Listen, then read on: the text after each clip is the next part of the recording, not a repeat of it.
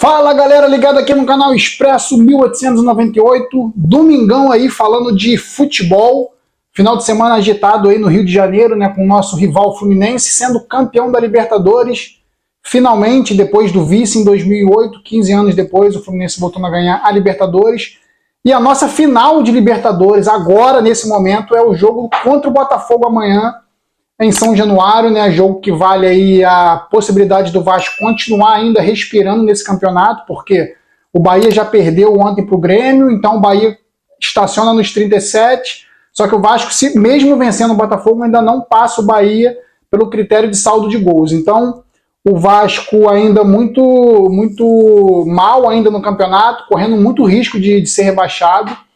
Mas eu queria falar, além desse momento do Vasco no Brasileirão, queria falar sobre o contexto que pega o torcedor do Vasco muito assim, sabe? O torcedor do Vasco fica muito angustiado quando vê rivais locais, assim, né? O que vem acontecendo nesses últimos anos, obtendo resultados positivos, com títulos importantes, relevantes. O mais recente, como eu falei, esse final de semana agora, com o Fluminense sendo campeão da Libertadores. Eu, sinceramente, assim, se a gente for falar da rivalidade, da brincadeira, da piada entre torcidas, seria ótimo se o Fluminense não tivesse ganho, óbvio. A gente ia continuar brincando, Virgem das Américas, não tem título da Libertadores. Mas eu realmente, ontem, por uma questão familiar, eu acabei torcendo pro Fluminense, assim, querendo que o Fluminense ganhasse, porque eu tenho pessoas próximas de mim tricolores, então foi, para mim, assim, até de uma forma leve, ver o Fluminense ser campeão. Mas dito isso, rivalidades à parte aí, claro que tem a brincadeira, tem a zoação, claro que o vascaíno ultimamente só tem sido zoado, e é nessa questão que eu queria tocar. A gente teve esse ano o primeiro título, assim, só para contextualizar, o primeiro título do Manchester City, que já vinha batendo na trave na Liga dos Campeões, teve o título do Fluminense, para falar de nível continental, teve o título do Fluminense também, que já tinha batido na trave, e coincidentemente os dois futebol apresentado muito ofensivo, tanto do Manchester City quanto do Fluminense.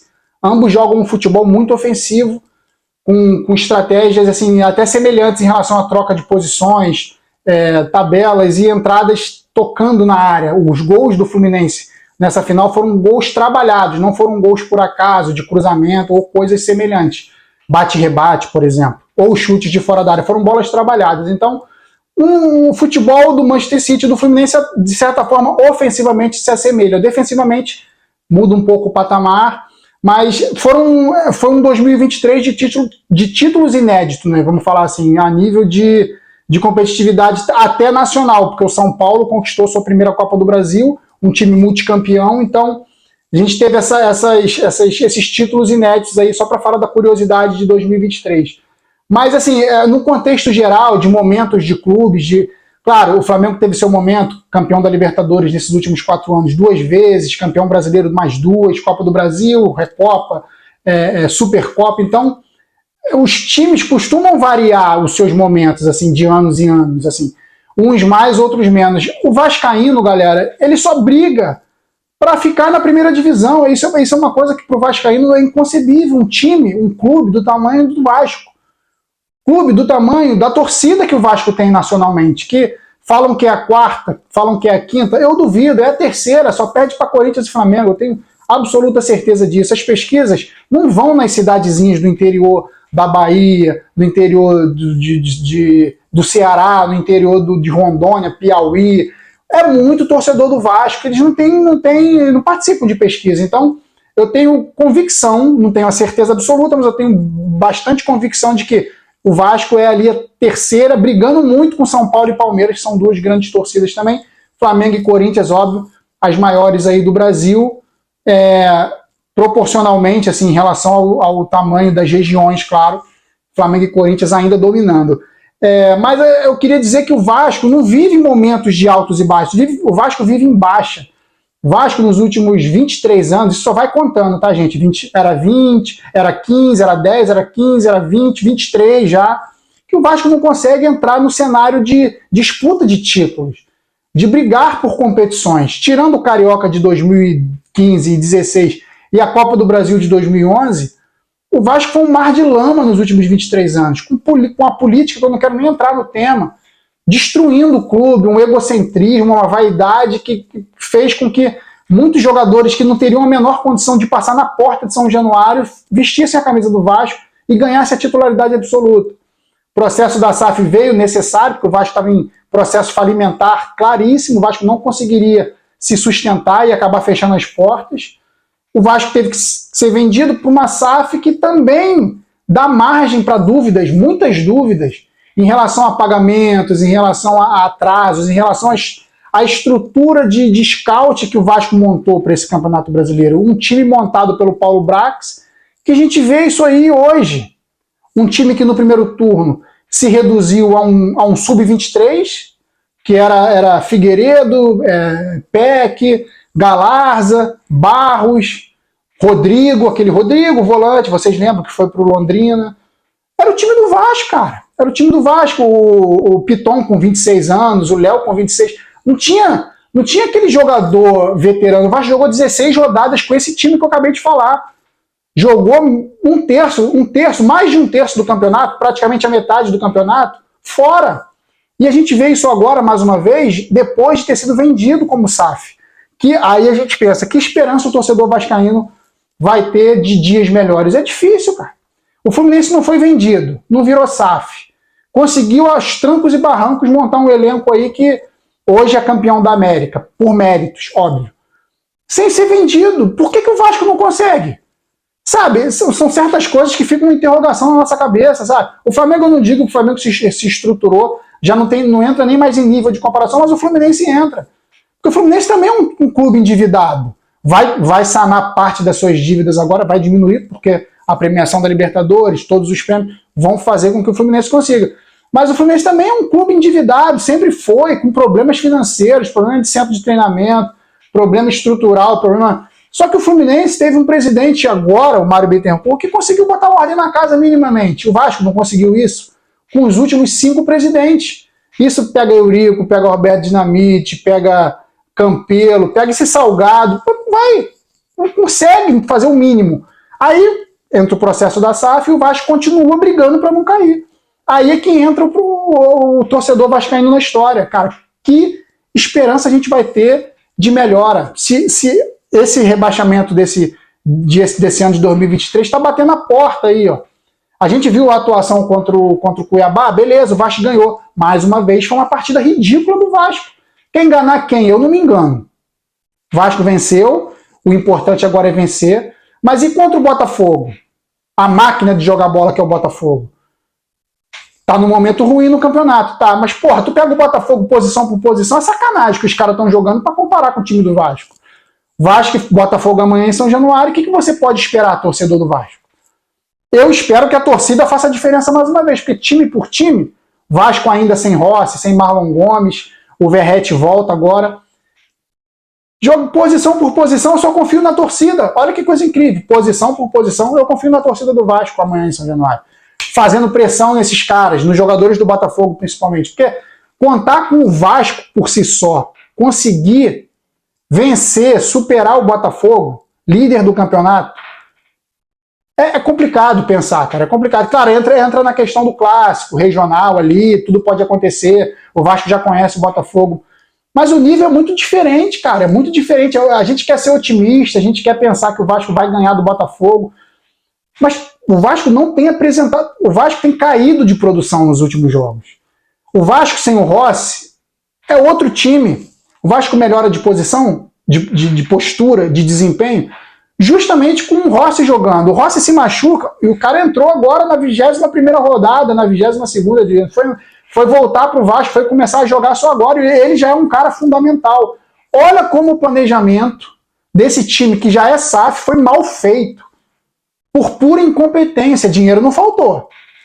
Você dá 4 milhões de dólares no Léo Pelé, você dá mais 3,5 para 60% do Piton, você compra o Léo Jardim, você paga o que pagou para contratar o Orexan, a maior contratação do Vasco, para o cara ser banco e ter feito um gol no campeonato, e acharem agora que ele vai ser o novo craque do campeonato. Cara, isso é um pensamento pequeno, um pensamento de alguém que quer se iludir, não é o meu. O Orexan, tudo bem, entrou contra o Cuiabá, fez o gol que garantiu a vitória ali no sufoco, no finalzinho, mas ainda está muito longe de ser o que a gente esperava que fosse, pelo investimento, né, galera? Não estou nem falando pelo jogador em si.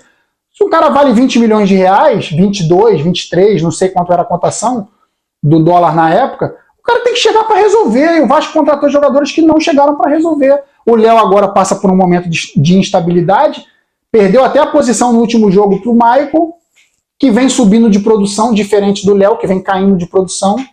Contratou jogadores muito questionáveis. O Medel, questionável demais, questionado pra caramba, por que contratou um jogador veterano, mas o Medel ainda dá um retorno de desempenho. Mas e o Payet? São interrogações assim que ficam na nossa cabeça. O Payet não tem entregue, ele não tem entregue fisicamente, ele não tem entregue em disposição, não tem contribuído em quase nada pro Vasco. Porra, mas ele fez o gol da vitória contra o Fortaleza. Um jogo, galera.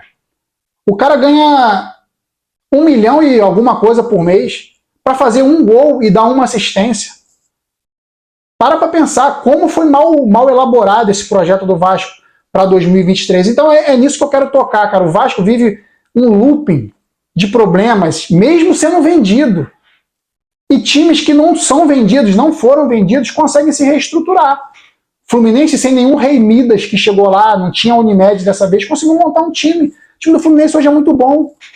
Tem banco. E o Vasco não consegue, mesmo com dinheiro. Aí entra a competência, né? Falta de competência. Falando de títulos, de relevância, eu vi muita gente comparando. Hoje o Fluminense vai passar o Vasco em relação a títulos, já se equiparou, já está até passando. Cara, calma. Se a gente for falar de títulos, ainda não. O Vasco tem 3 continentais. O Fluminense tem 1, conquistou o primeiro ontem. Brasileiros, 4-4.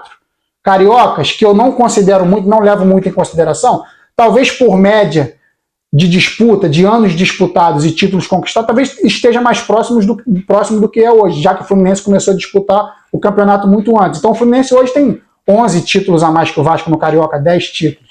Então também não dá para levar muito em consideração. Mas a diferença está nos 3 títulos continentais do Vasco ainda. Eu não gosto muito de entrar nesse mérito de quem tem mais títulos, quem não tem, papapá, porque eu gosto de falar do momento. O momento é o que faz a diferença no futebol. O momento do Fluminense é absurdamente superior ao do Vasco. O Fluminense é campeão da Libertadores e o Vasco está numa iminente 5ª vez numa Série B. No iminente rebaixamento. Porque o Vasco está no iminente rebaixamento. Por quê, Alex? Porque o Vasco ainda está em 17º, a 3 pontos de sair. E talvez, mesmo empatando em 37 com quem está ali fora, o Vasco não consiga sair. Então, os momentos hoje, eu falo do momento, os momentos hoje são muito diferentes. O Fluminense está em outro nível, o Fluminense já disparou, o Flamengo nem se fala, já tá na estratosfera, já saiu, já não tem mais nível de comparação entre Vasco e Flamengo.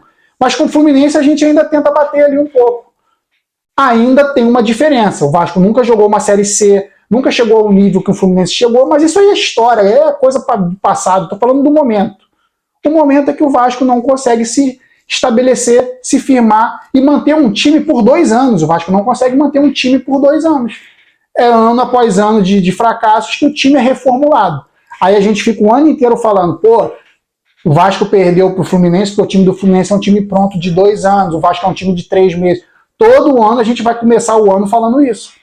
E eu já estou cansado disso, cara. Isso é desde 2018 isso. E o Vasco todo ano fazendo um time novo, todo ano fazendo um time novo. Vai ganhar o quê? Nem Carioca ganha, nem Carioca. Com relação ao Botafogo, a SAF do Botafogo já é diferente. A SAF do Botafogo é uma SAF que tem um nome, que é o John Texton, que bota a cara, que gosta de futebol. Ele gosta de futebol.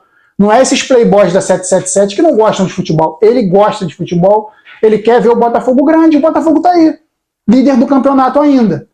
E eu espero que o Botafogo seja campeão. Não vou torcer, não sou torcedor do Botafogo. Espero que seja campeão e não ganhe amanhã do Vasco. Perca pro Vasco amanhã, mas seja campeão brasileiro, porra.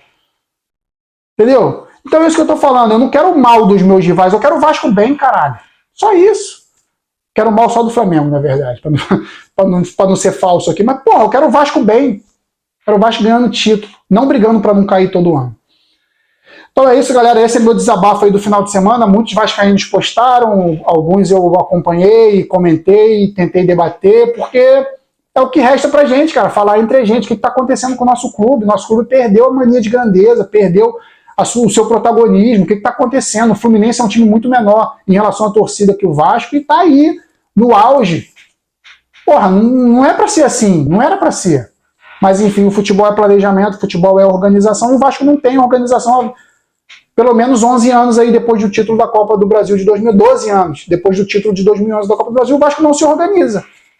Fica andando em círculo de merda. Então é isso, galera. Obrigado aí mais uma vez pela audiência. Deixa o like aí, compartilha, se inscreve. É isso, saudações vascaínas sempre. Fui!